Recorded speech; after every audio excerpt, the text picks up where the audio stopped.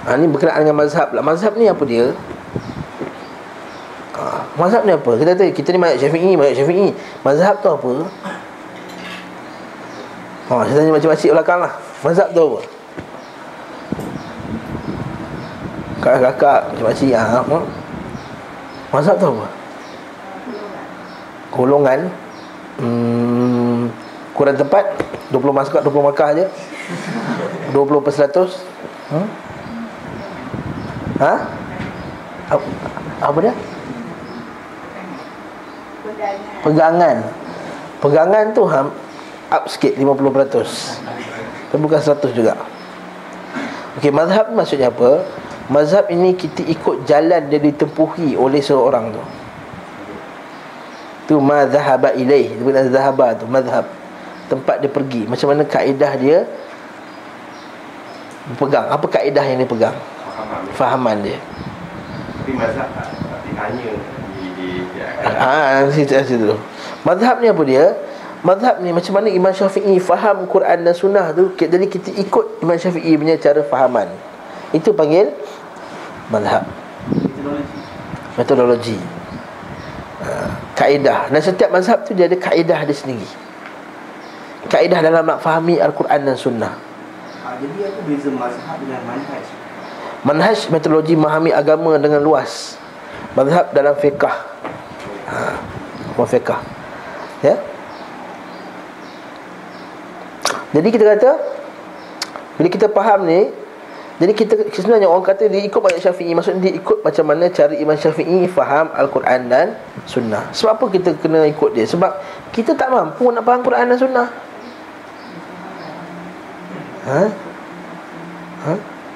Sebab kita tak mampu nak faham Quran dan Sunnah. Boleh tak kita ambil Quran dengan hadis, kumpul dengan kitab, cerita pasal solat? Tak mampu kita. Baca satu muka surat dah ngantuk dah. Nak buka lah Quran apa semua, nak buat kajian, tak mampu. Kita tak ada bahasa Arab, tak ada nahwu, tak ada apa, fiqh pun tak ada ilmu, tak mampu nak keluarkan hukum. Jadi kita terpaksa pegang satu ulama' yang mengeluarkan hukum-hukum tersebut. Sebab itulah ulama' kata wajib pegang mazhab bagi orang yang awam. Orang awam wajib pegang mazhab. Macam mana nak keluarkan Quran dan Sunnah tu? Jadi macam Kasih Ahmad nak buat pada sendiri tu. Sembahyang 3 waktu je. Sebab Al-Quran kata ada 3 waktu je, pagi, petang dan malam. Dan dia tak faham. Ayat Quran tu ada sebut 5. Solat talbah dalam Quran sebut berdiri, rukuk, sujud.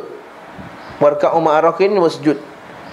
Tak ada i'tidal, tak ada duduk. Jadi kata sembahyang dia berdiri, rukuk, sujud je.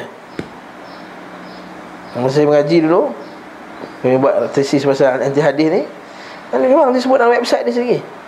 Berdiri, rukuk dan sujud. Baca apa-apa boleh, tak seperti baca Fatihah. Sebab Al-Quran tak sebut baca Fatihah. Faham tak? Ini masalah orang yang dia tak ada ilmu alat yang cukup. Dia terus nak keluarkan fatwa-fatwa dia masing-masing. Ini kita kata, sebab itulah kita berhajat kepada mazhab. Mazhab dah yang dah korekkan, yang benda yang payah-payah dikeluarkan. Ini dia. Ini hukum air. Tapi satu benda kena ingat pula, kita tak wajib berpegang pada suatu mazhab yang tertentu. Ini masalah kita kena ingat. Kita tak dilahirkan, lahir je dia cop dah pum Syafi'i. Pum dekat kita punya IC tu Syafi'i.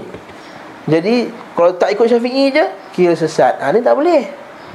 Sebab kita disuruh ikut ulama', tapi kita tak kata diwajibkan mesti ikut suatu ulama'. Ini kena ingat. Sebab mazhab ni ialah macam mana ulama' tu faham. Dan kita kena mahu, kita kena tahu bahawa bukan ulama' maksum tak? Ulama' maksum tak?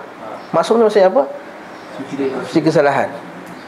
Pasti ada ulama' yang pendapatnya kurang tepat berbanding suatu ulama' yang lain. Jadi kalau kita mengambil pendapat yang lebih tepat dengan dalil dalam Quran dan Sunnah tadi, patah balik yang mula tadi kita bincang Quran dan Sunnah, maka itulah yang lebih baik. Namun kalau dia nak tetap juga dalam mazhab dia, kita kata terpulanglah kat dia. Dia masih lagi berada di atas jalan yang betul lah, landasan yang betul. Cuma tak boleh kita fanatik mazhab. Dia kata mazhab Syafi'i lah yang paling betul dalam dunia ni. Ni kata-kata tak betul ni. Siapa mazhab lain tak betul. Dekat Malaysia Syafi'i je betul, yang lain tak betul. Dekat Malaysia ahli sunnah ni Syafi'i je. Mana boleh kata macam tu? Ya, itu kena faham. Sebab itu masalah fiqah, iaitu kita ni tak wajib ikut sesuatu mazhab, tak boleh keluar langsung, tak boleh. Kalau tidak, tuan-tuan semua bayar zakat tak boleh bayar zakat pakai duit. Kena bayar zakat pakai beras. Dan Syafi'i kata tak sah bayar zakat pakai zakat fitrah. Bayar pakai duit tak sah. Habis itu selama ni bayar pakai duit ni mana ustaz? Mazhab apa? Mazhab Hanafi.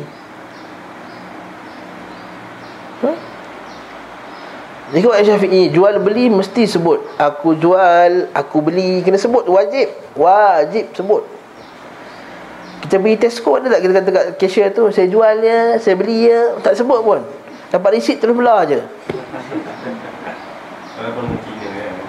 Walaupun orang kafir. Saya beli sebab tu dekat kampung, kalau kampung-kampung Cina-Cina yang lalu tu dia kata saya jual lah. Oh, dia pun faham mazhab Syafi'i ya. Dia pun faham mazhab Syafi'i juga macam tu. Orang kampung kan, kat bidor pun saya jual saya beli lah. Dia faham. Tapi kita kata macam mana boleh tak pakai ni? Sebab mazhab-mazhab yang lain kata asalkan ada redha padanya, dia dah ambil resit, dah ada apa semua, dah sign apa kat kredit apa semua tu, maksudnya kira redha lah tu. Baik yang taradhi dia panggil, cara ada keredaan. Sebab Allah Ta'ala kata jangan kamu makan harta antara kamu, wala ta'kulu amwalakum bainakum bil batil. Yang kata maka harta antara kamu cara yang batil. Maksudnya kalau cara yang dah redha, walaupun tak sebut aku terima, aku bayar apa semua, maka itu dah sah. Tapi bukan mazhab Syafi'i itu sebenarnya.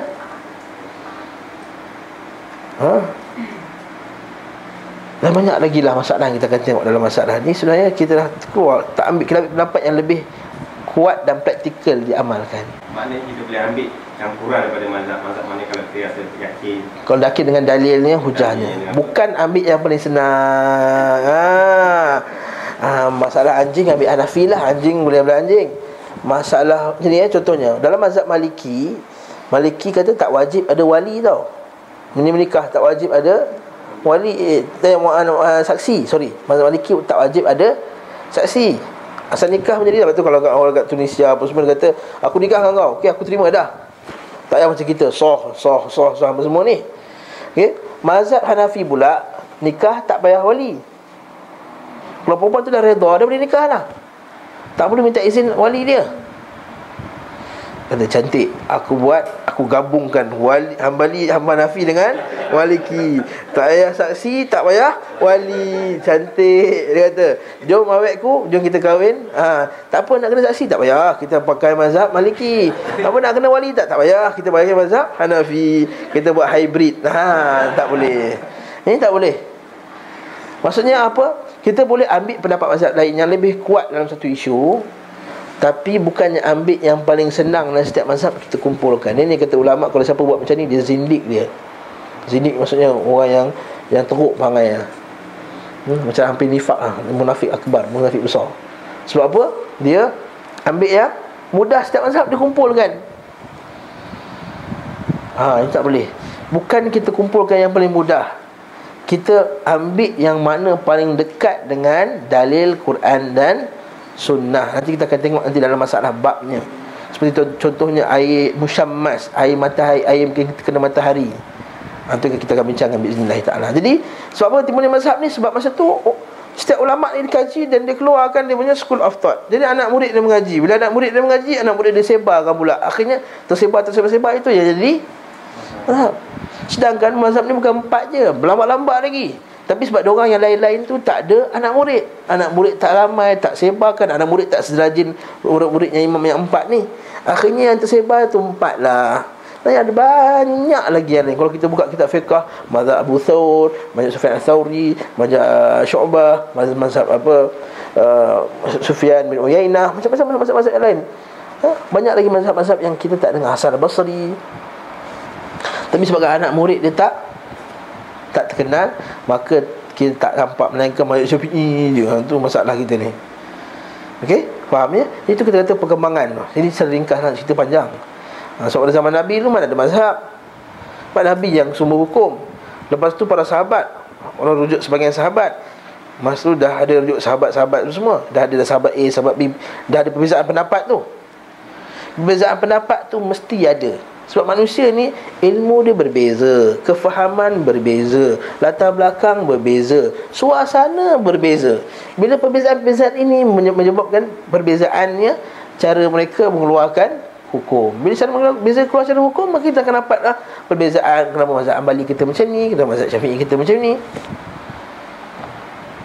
Nanti kita akan tengok melalui pembacaan kita kitab ni, insya-Allah bi'idznillah ta'ala. Cuma apa kesimpulan yang saya cerita dari 5 minit tadi, iaitu bahawa kita ni kena hormat setiap pendapat jikanya berasal daripada Quran dan sunnah, dan ada sandaran daripada ulama-ulama kita yang muktabar, ulama kita yang dipercayai. Bukan semua pendapat. Kasih Ahmad pun pendapat juga. Kita tak ambil pendapat dia, kita buang jauh-jauh. Kita pijak pendapat dia, kita buang tong sampah. Sebab dia bukan pendapat ulama. Kalau ulama kita macam Maliki, Hanafi, Syafi'i, Hanbali dan lain-lain, itu kita kena hormat. Walaupun mungkin kita ambil satu pendapat, tapi kita kena iktiraf juga. Itu juga ada dasarnya daripada ulama-ulama kita. Betul lah, ini ulama kita dahulu dalam masalah fiqh, diorang tak pernah bergaduh. Masalah fiqh tak pernah bergaduh ulama-ulama kita. Dia mungkin boleh beza pendapat tapi tak bergaduh. Dia tak kata kau ni, kau ada kunut sesat kau. Kau tak baca kunut sesat kau tak baca kunut. Tak pernah ulama kita kata tak baca kunut sesat lah. Di tempat ni tak baca bismillah, imam tak baca bismillah kuat. Ui, tak sah. Bila masa pula ni? Ni orang kita macam tu. Dia tak reti, sebab dia tak mengaji. Jadi bila imam tu kata dia baca bismillah, tak baca bismillah, Allahu akbar, alhamdulillahi rabbil alamin. Tak baca bismillah, tak sah, mufaraqah. Tak reti hukum. Begitu juga kalau orang tak baca doa kunut tu, ini mana datang mazhab tak baca doa kunut ni, sesat ni. Itu yang bila pergi Mekah tu kata, jangan ikut imam ni tak baca doa kunut. Jadi kita baca doa kunut sendiri. Dia masa nak baca, imam tak angkat, baca kunut pendek. Ada kunut pendek, kunut panjang tu. Kan sami Allahu liman hamidah. Imam tu dia tunggu lama sebab dia bagi peluang kat kita baca doa kunut. Pandai-pandai pula dia kata. Imam tu berlama sebab dia baca doa i'tidal panjang. Hamdan katsiran tayyiban mubarakan fi kama yuhibbu rabbuna wa yarda. Itu baca panjang. Mil'us samawati wa mil'ul ard wa mil'u ma bainahuma wa mil'u ma syi'ta min syai'in ba'd ahlus thana'i wal majid. Baca doa yang panjang. Bukan dia bagi peluang kita baca doa kunut. Kita ni macam pandai-pandai. Kita pandai-pandai tu. Ala kulli hal tak boleh. Ini kata tadi kita hormat pendapat yang lain. Dalam keadaan tak boleh kita nak memaksa orang ikut mazhab tertentu, dan juga tak boleh paksa orang untuk kata mazhab lain tu salah, tak betul. Kita kata ni lebih tepat, tapi nak kata engkau ni salah, menyimpang daripada kebenaran, tak boleh kata macam tu. Sebab ini masalah fiqh, hukum hakam. Adapun dalam masalah akidah, tak ada perbezaan di antara ahli sunnah. Semua sama, Maliki, Syafi'i, Hanbali, semua sama. Siapa yang terkeluar daripada mereka, maka itulah golongan yang sesat. Dan seperti kita baca dalam buku 1 tadi, hendaklah kami ikut jalan Nabi dan jalan Khulafa' Ar-Rasyidin.